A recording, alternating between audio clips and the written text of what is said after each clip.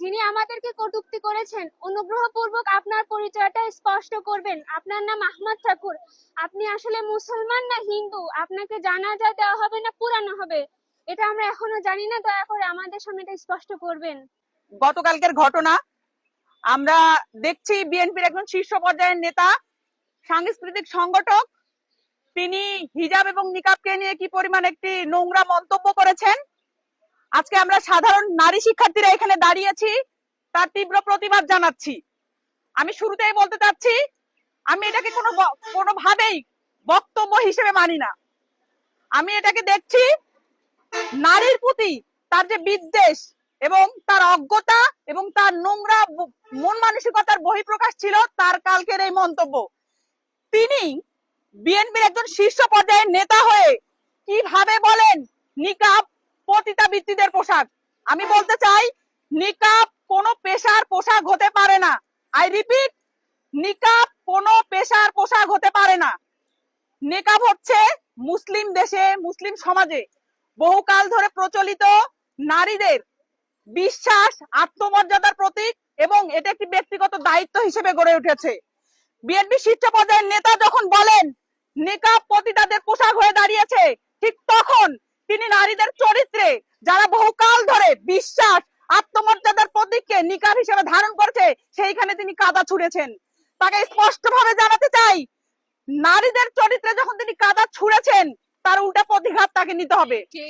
বিএনপির যে হত্যাকর্তারা আছেন, যে চেয়ারপারসন আছেন, তাকে প্রকাশ্যে দেখাতে হবে যে তিনি এই নেতার বিরুদ্ধে কি কি অ্যাকশন নিয়েছেন। অথবা আমরা ধরে নিব, সাধারণ জনগণ ধরে নিব যে তিনি এই নেতার বক্তব্যকে বিএনপিরা ধারণ করে, লালন করে।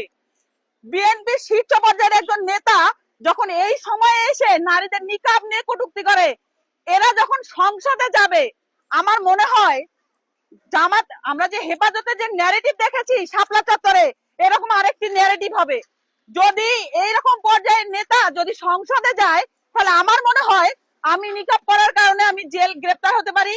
আমার যে ভাই দাড়ি টুপি রাখবে, তাকেও বিশেষ ট্যাগিং দিয়ে জেলে ভরে রাখা হবে। তাই বিএনপির হত্যাকর্তা যারা আছেন, চেয়ারপারসন যারা আছেন, তারা অবিলম্বে এই নেতার বিরুদ্ধে কি অ্যাকশন নেবেন, কি পদক্ষেপ নেবেন, সেটা অবশ্যই দৃশ্যমান হতে হবে। নারীর সম্মান নিয়ে আর কোনো ছিনিমিনি চলবে না। যখন কোনো মেয়ের জিন্স প্যান্ট, শার্ট, পোশাক নিয়ে কথা হয়, তখন আমরা আসলে এমন আন্দোলন, আমাদের মিডিয়া কেঁপে যায় আন্দোলনে।